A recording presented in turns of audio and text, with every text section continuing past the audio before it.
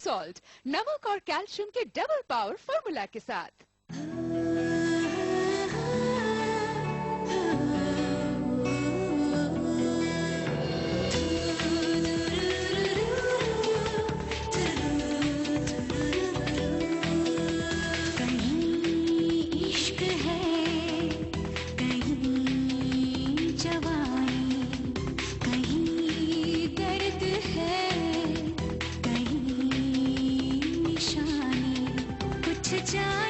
कुछ पहचानी, सुनो औरत की ज़बानी, हासी तेरी कहानी, हासी तेरी कहानी।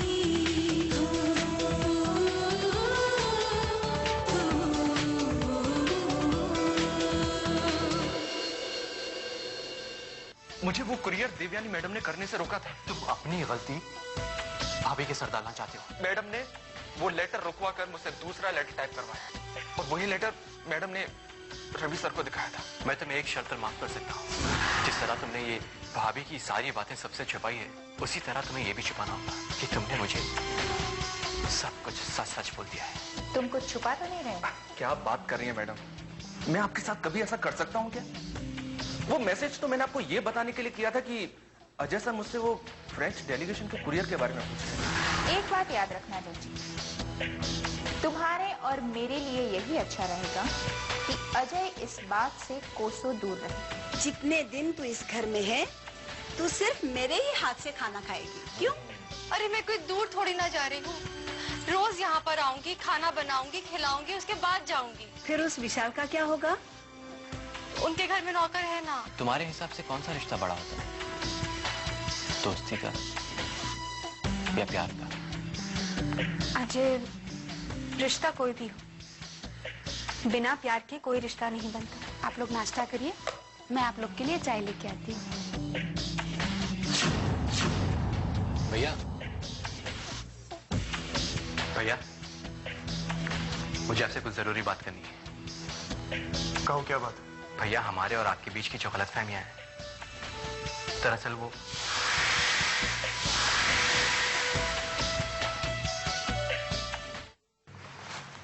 कहो, क्या बात? भैया, हमारे और आपके बीच की जो गलतफहमियां हैं, दरअसल वो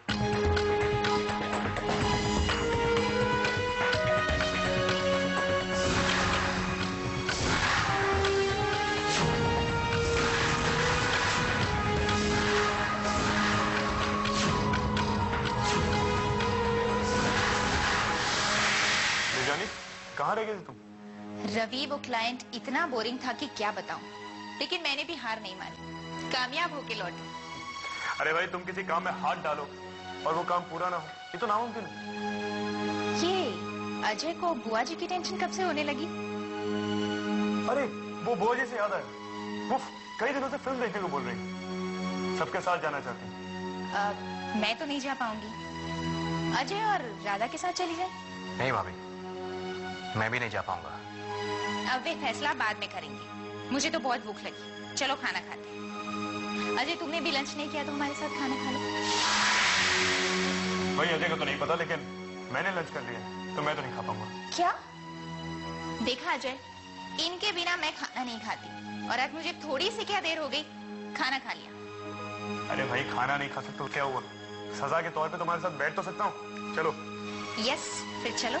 हाँ भाई, आज तक तुम्हारी बात टाली है जो आज टालूंगा। अरे भाई, एक मिनट। सी अजय।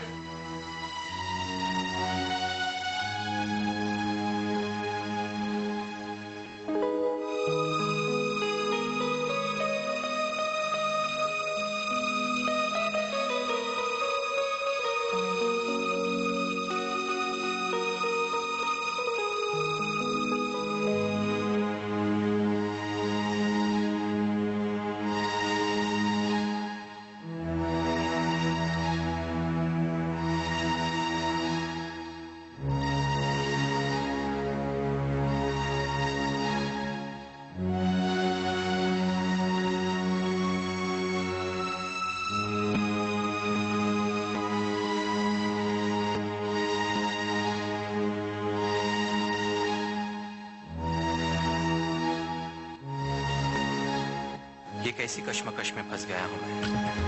सच बताने की हिम्मत नहीं है मुझ में। एक तरफ सच्चाई है, दूसरी तरफ भाभी भैया के संबंध। कैसे जबान खुलेगी? मेरी जबान खुलने से उन दोनों के रिश्तों में दरार पड़ सकती है।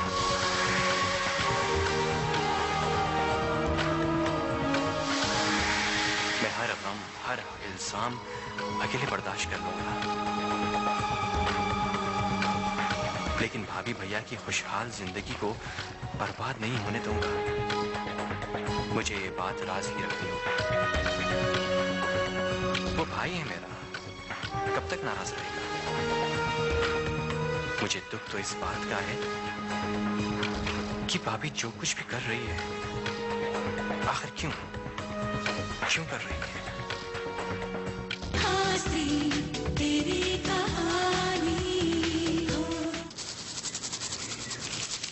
अब सिर्फ 10 रुपए में पेप्सोडेंट जर्मी चेक प्लस 95% तक कीटाणुओं का सफाया सिर्फ 2 मिनट में। कॉइल जलाई क्या? तो फिर धुआं क्यों नहीं दिख रहा? Good night advance low smoke coil है, धुआं नहीं। धुआं नहीं, असर नहीं। एक भी मच्छर है शायद।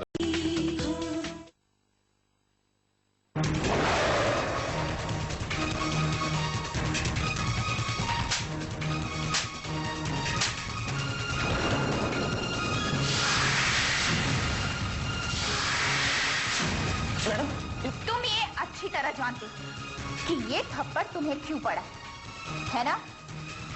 मैंने तुम्हें बताया था, 1000 बार बताया था कि इस ऑफिस में जो कुछ भी होता है वो एक राज रहना चाहिए। राज का मतलब जानते हो ना? ये भी समझाना पड़ेगा। क्या किया तुमने? क्या किया? हाँ, अजय को जाकर सब कुछ बता दिया? मैडम मैं ये तो अच्छा हुआ कि मैं सही वक्त पर वहां पर पहुंच गई, वरना अजय रवि को सब कुछ बता चुका होता। Madam I am really very sorry. मैं जानता हूं कि मुझसे बहुत बड़ी गलती हो गई है मैडम, मगर मैं क्या करता? मेरे पास और कोई रास्ता नहीं था। अजय सर मुझसे उस कुरियर की रिपोर्ट मांग रहे थे जो हमने की नहीं, वो फ्रेंच डेलीगेशन वाली। मैंने आपको कई बार फोन करने की कोशिश की, मगर आपका फोन वॉइस मेल पर था मैडम। मैं क्या करता? मैं सब तरफ से फंस चुका था मैडम। ठीक है, तुमने मेरा बहुत साथ दिया है, इसलिए तुम्हारी ये गलती मैं माफ करती हूं। लेकिन याद रहे, आइंदा ऐसी गलती नहीं होनी चाहिए, वरना तुम अच्छी तरह से जानते हो कि देवयानी से दुश्मनी मोड़ लेने का क्या अंजाम हो सकता है। Thank you very much madam, आपकी बहुत बहुत मेहरबानी। मैं आपसे वादा करता हूं कि मैं शिकायत का मौका आपको दोबारा नहीं दूंगा। ठीक है madam, if you don't mind एक बात पूछूं? अजय सर रवि सर के पास जाने के बाद भी उन्हें सच नहीं बता पाए? तुम इन लोगों को नहीं जानते। ये सब सिर्फ इमोशनल फूल्स हैं। प्यार, रिवाज, संस्कार, इसमें जिंदा रहते हैं। 18th सेंचुरी, 20th सेंचुरी क्या होती है वो मैं उन्हें समझाऊंगी।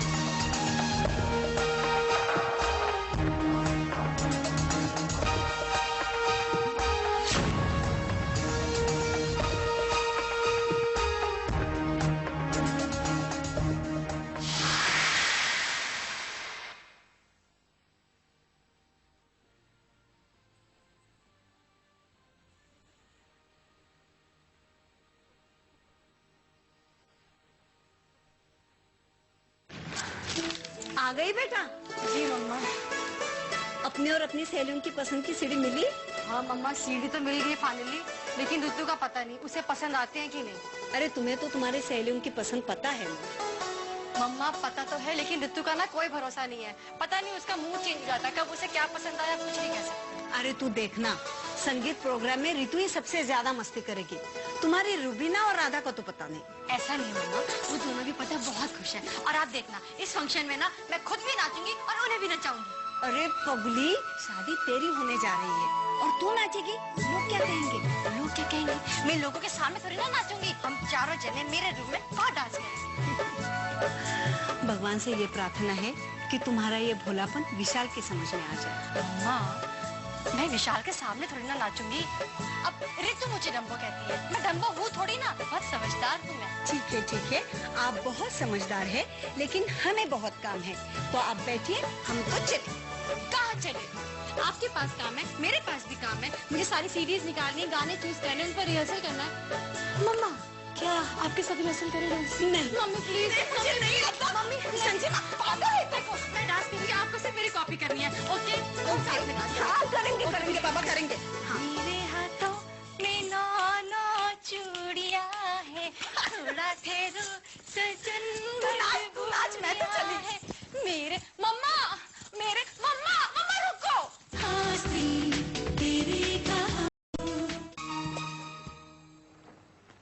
Thank you.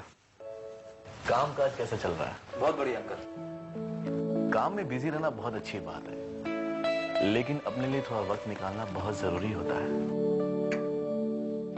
वक्त की अहमियत को मैं अच्छी तरह जानता हूँ अंकल। इनफैक्ट एक प्रोजेक्ट पर मेरी बहुत इंपॉर्टेंट मीटिंग है and I am fully prepare for that. मैंने सोचा क्यों ना थोड़ा जल्दी आकर आप लोगों से शादी की बात कर लूं। ये तो बहुत अच्छा किया बेटा तुमने जो यहाँ चले आए। हमारी तो एक ही बेटी है, बहुत नाजों से पाला है हमने अपनी संजना को।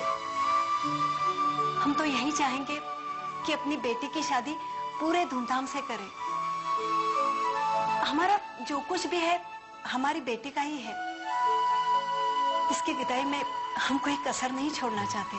मेरे ख्याल से अंकल ये शादी सिंपल और सादे तरीके से होनी चाहिए, क्योंकि मैं दिखावे में बिल्कुल विश्वास नहीं रखता। इसलिए मैं चाहता हूँ कि मेरी शादी में कोई भी दिखावा ना हो।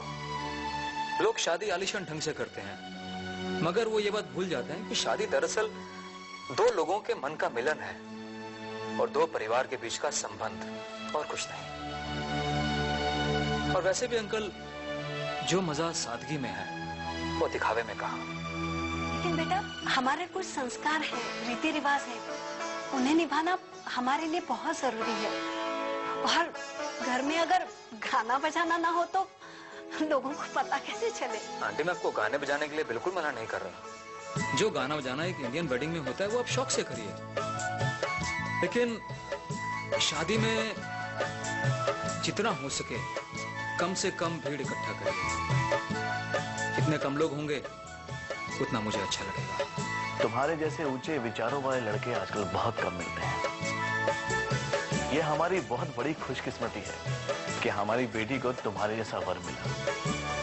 विदेश में लोग जाकर अपने संस्कारों की जड़ों तक को भूल जाते हैं, लेकिन ऐसे माहौल में भी रहकर तुमने अपनी सोच और अपने आदर्शों को कायम रखा है।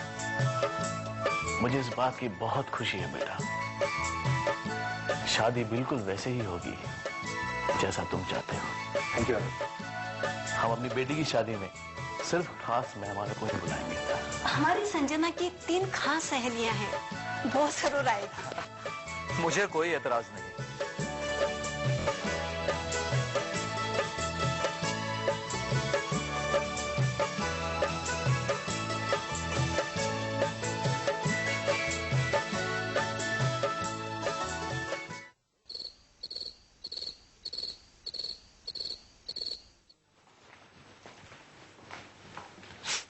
कमाल है, आजकल किसी को भूख नहीं लगती क्या?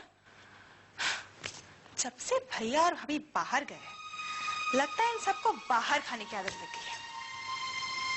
या फिर ये बहुएं अपने अपने पति को कोई टेंशन तो नहीं दे रही है ना? मुझे पता लगाना पड़ेगा। अम्बा, अम्बा, अम्बा। जी बुआ जी। रवि कहाँ है? अपने कमरे में। देवानी कहाँ है? रवि साहब के कमरे में। अजय कहाँ है? अपने कमरे में। और राधा कहाँ है? अजय साहब के कमरे में। ये आजकल किसी को भूख नहीं लगती क्या? खाना खाने के टाइम पे पता नहीं अपने कमरे में क्या कर रहे हैं। बुआ जी पता नहीं आजकल सबको क्या हो गया है, सब लोग अपने अपने कमरे में ही खाना खा रहे हैं। ऑफिस से आते आते रवि साहब, अजय साहब और दिव्यानी भाभी को देर हो जाती है। किसी के पास वक्त ही नहीं है साथ में बैठ के खाना खाने का। मैं और राधा बीबी जी पूरा दिन सबका इंतजार करते रहते हैं, इसलिए बुआ जी आप खाना खा लीजिए। अच्छा ठीक है, तुम जाओ।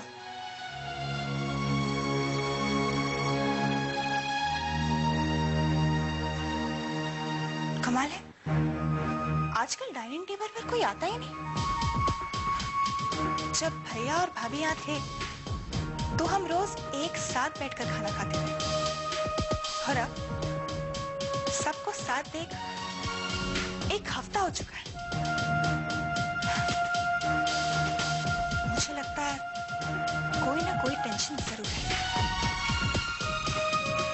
मुझे इस बात का पता लगाना पड़ेगा, कसम से। हंसी तेरी कमी हो।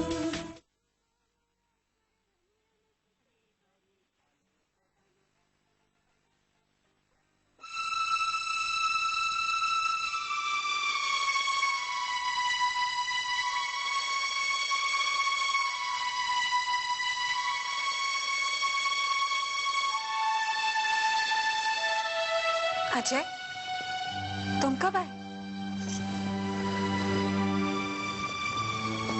बस अभी आया। तुमने लाइट्स भी ऑन नहीं की थी। ध्यान ही नहीं रहा। अजय कब से अंधेरे में बैठे थे? रोशनी होने के बाद एहसास हुआ कि मैं अंधेरे में बैठा था।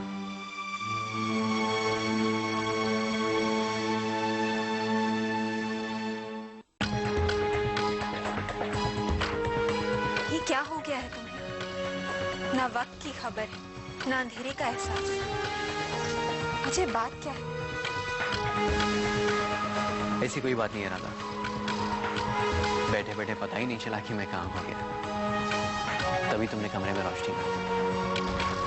अजय तुम्हारी आंखें बता रही, तुम्हारा चेहरा बता रहा है कि कोई ना कोई बात जरूर है जो तुम्हें परेशान किए जा रही है, जिसने तुम्हें अपने आप से भी बेखबर कर दिया।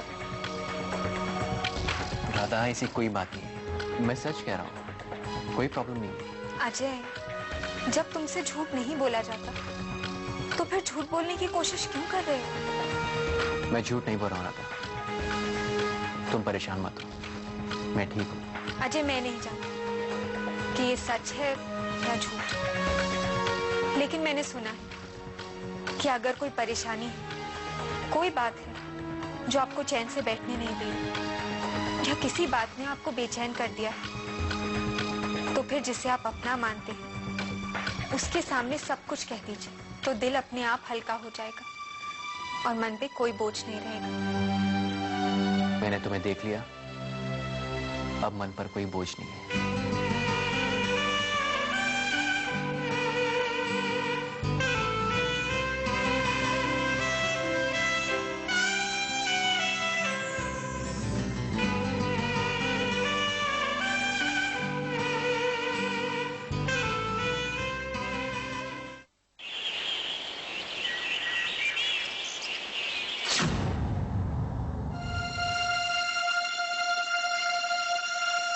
नमस्ते।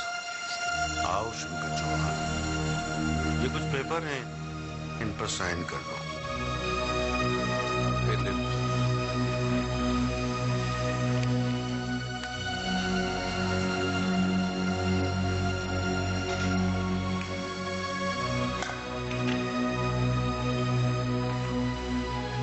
आज तुम रिहा हो रहे हो इस जेल से, नामदेव। अपनी जिंदगी का काफी वक्त बिता दिया है तुमने इन सलाखों के पीछे। उम्मीद करता हूं कि अब तुम कोई ऐसा काम नहीं करोगे जिससे कि तुम्हारी बाकी की जिंदगी भी इन सलाखों के पीछे ही गुजर जाए। जेलर साहब, मैं आपसे ये वादा तो नहीं कर सकता कि यहाँ से बाहर जाने के बाद मैं कोई गलत काम नहीं करूंगा। हाँ, लेकिन एक वादा जरूर करता हूं कि आइंदा इस छत के नीचे कभी नहीं आऊंगा, और हमारी मुलाकात फिर कभी ना हो, ये अच्छा है।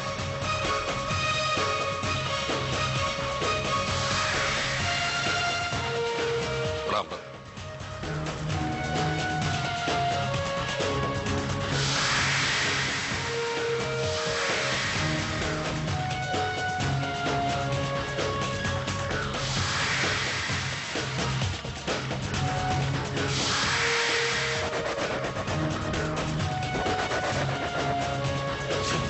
सलाखों के पीछे मुझे कभी ढंग से नींद नहीं आई।